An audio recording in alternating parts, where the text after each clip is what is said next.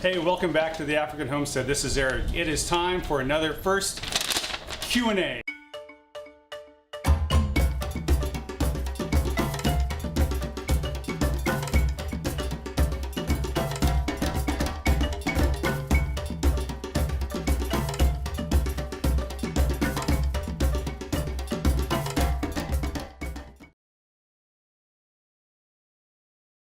The next question is from Faith R.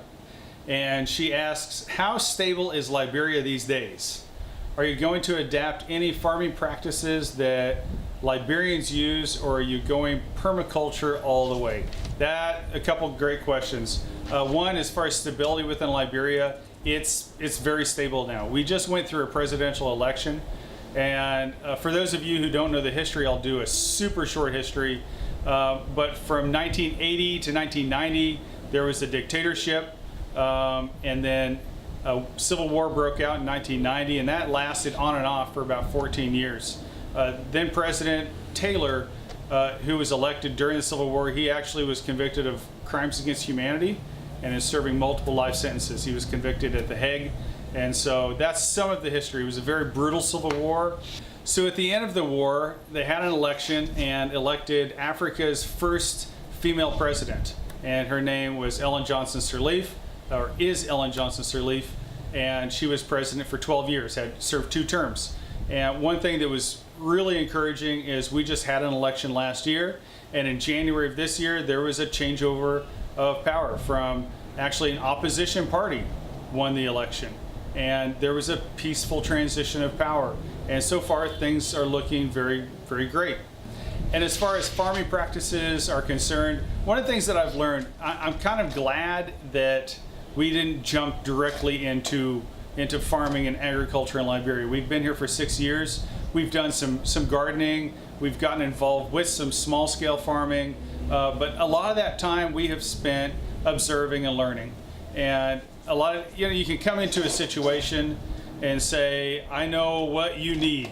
I know how to make you successful. I know what problems you have and how we're going to solve it. And you're really coming with all the answers, without realizing that Liberians have been farming in the tropics, in the soil, facing these challenges for a millennia, for longer than that. I mean, forever. They've been dealing with the challenges of farming in Liberia, and they have developed some solutions to those. And so I would be remiss if I came in and brought something from the West, from the US, that doesn't really apply here, and say this is really what you need to do. And so that's where we're fortunate. We've been able to spend some years here doing a lot of talking, learning, observation. So considering that, the more I've learned, the more I realize that permaculture is really a natural fit into the farming culture of Liberia. And what I mean by that is, as a developing country, working with and supporting poor smallholder farmers, in a way it's fortunate that they don't have the money for chemical fertilizer, and if they did have the money, they don't have easy access to it. And so in a way that's an advantage, because in countries that are more developed, getting away from chemical approaches to agriculture is a lot more difficult than it's going to be here. But some of the things I noticed that they do is when they go into an area and they cut down all the weeds, then they'll go and pile that organic matter around plants, around trees, and let that break down and turn into soil, and it's very rich. And one of the challenges in the tropics is the soil is so leached out. Now, like in my own garden, when I tested the soil, all the major nutrients were zero. They're totally depleted. I started off with pretty much dirt with nothing in it, nothing that would really support good, healthy garden. And so that's where we use a lot of composting and amendments like that. And so all that to say, yes and no. We are going to incorporate some of these Liberian practices that are very much in alignment with permaculture, and they very much support the same idea. and we're going to keep those practices. Now there are other practices that they do that is, again, very cultural here, is a slash and burn type farming, where they'll just go in and cut down almost all the vegetation except for the palm trees in an area, sometime large area, let it dry for a week or so and burn it.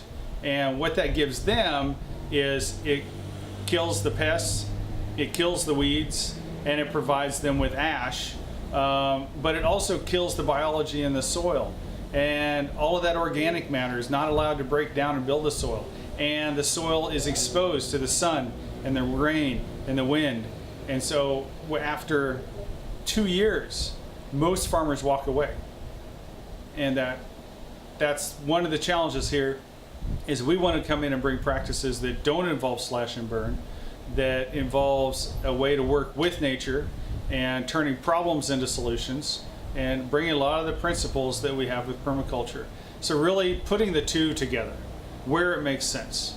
And so there's things that obviously are not good for the soil and not good for sustainable farming, that degrade the land rather than regenerate it. We want to move away from those. We don't want to incorporate those into our farming practices. And where we can bring in some permaculture principles and use those, again, they're not a big stretch for the Liberian farmers to see what we're doing and say, that makes sense. And of course, what we're setting up is a model farm. We want to demonstrate. So it's really hard to ask a farmer, here, go do this and take this risk. And if the crop fails, what's going to happen? No one's going to want someone to take a risk, have a crop fail, and then say, oh, sorry. No, I'm going to take the risk. If crops fail, I'm going to learn from that and grow in wisdom. If things are successful as I expect them to be, we're going to have both successes and failures. But with those successes, I'm going to share those with the farmers. And after a while, they're going to begin to see what works.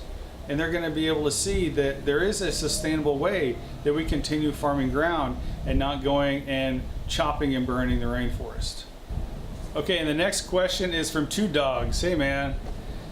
And he asks, will you describe to your audience your journey moving to West Africa? More specifically, how you came to choose missions and why Liberia? So that's probably like a whole episode, maybe a 3-part series to fully answer that question. So I'll give you kind of an overview. We first visited Liberia in 2007. I was traveling to China quite a bit at that time on business, and we kind of felt like God was leading us to a big change in our lives, and really felt like God might be leading us there. And we'd made an acquaintance with somebody from Liberia, and my wife was really feeling like maybe we were being led to Africa. So what we ended up doing at the end of 2006 was to travel to China for 2 weeks on a business trip, and God broke my wife's heart. And she said, okay, if you want me here, I'll serve here. 6 weeks later, we came with our church to Liberia for 2 weeks, and God broke my heart. And I said, okay, God, if you want to send me to Liberia, okay. I came back to Liberia in 2010 and helped renovate a building, to set up a library, and then had an opportunity to come here and do business as missions in 2011. And that's when we moved our whole family here at the end of 2011 and did that. That's kind of how we ended up in Liberia. As far as why we chose missions, that had a lot to do with a class we took called Perspectives on the World Christian Movement. And you can, if you Google Perspectives on the World Christian Movement, you'll find their website. There are classes all around the world, but primarily concentrated in the U.S. I would encourage anyone who has an interest in missions, and I don't mean becoming a missionary, but I mean just either supporting or getting involved or praying or whatever that may be. I would really encourage you to take this class. It just kind of opens up the whole world of what God is doing and has been doing for thousands of years, and his plan for what's going to happen in the future. It's a fantastic course, and you won't regret it. Okay, the next question is from Liz Zorab at Byther Farm, and she asks, can you see yourself settling into Liberia permanently? That's a good question, and I don't know. But let me explain it a little bit more. when we came to Liberia, people asked us, how long are you going to be there? Because a lot of times missionaries will go to a country and they'll say, well, I'm going to serve a 2-year term or a 4-year term, and then I'm going to go back and get a job and kind of go back to my old life. When we came to Liberia and people asked that question, we said, well, we're just going to see how long God keeps us here. So as long as we feel like we're here doing His work and He wants us to stay, this is where we're going to be. And at some point, we may just change the direction. And it really depends on how God is leading our family. And so I don't really know if we're going to be here a lot longer. We've been here 6 years, and actually in Liberia, we're like old timers.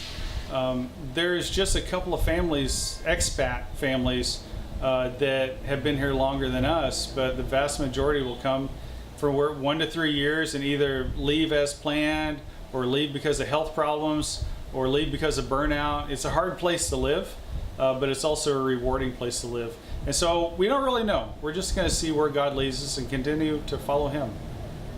Next question is from Shel's Homeplace Journal. And she asked, what's your favorite work shoes? Well, let me show you. I'll just take them off right here. These are Tiva. So they are actually kind of expensive, but seriously, like 90% of the time, I wear my flip-flops everywhere. When I'm working in the garden, when I'm working on construction projects, and when I'm working with the animals. Now I do get the goats will step on my toes sometimes, but for the most part, that's what I wear. Now, when I do go to the jungle, I have some waterproof work boots. I'm trying to remember the brand. The first ones I had when I moved to Liberia, they actually were called jungle boots. And they were lightweight and they were breathable. The downside, they weren't waterproof. And so when my feet got wet, they stayed wet no matter how long, until I came back and was able to get some dry socks and dry shoes on. And so this time I went with some waterproof boots. They're just a nice heavy duty black leather with good grip, so not easy to slip on things. And those serve me well. But yeah, the key is try to get a lightweight boot, because especially in the jungle, as you're walking, you have to pick your feet up a lot because there's so much vegetation. And so a heavy boot, after hours and hours of stepping over stuff, it just wears the legs out. And of course you need a thick sole because you don't want to step on a thorn, and having a high side in case there's a snake that tries to strike you. That's where boots, high top boots, come in handy. And then again, waterproof. Those are the main things I look for. And the last question is from Ruby Eagan, and she asks, where did you get your animals? How old are your goats, and what breed are the goats? Those are great questions. Well, let me start with the rabbits. As far as where we got them from an organization called Hope in the Harvest Mission International, I think. I'll put a link to the video I did when I visited their agricultural research center. And we were able to get those. He happened to be coming into town and needed to reduce the number of rabbits in his stock. And so he just contacted some people to find out if anyone was interested. So we bought a breeding pair, and those do as rabbits do and multiplied. And we ended up getting another male from them last year to just diversify the genetics a little bit. And that's worked out really well.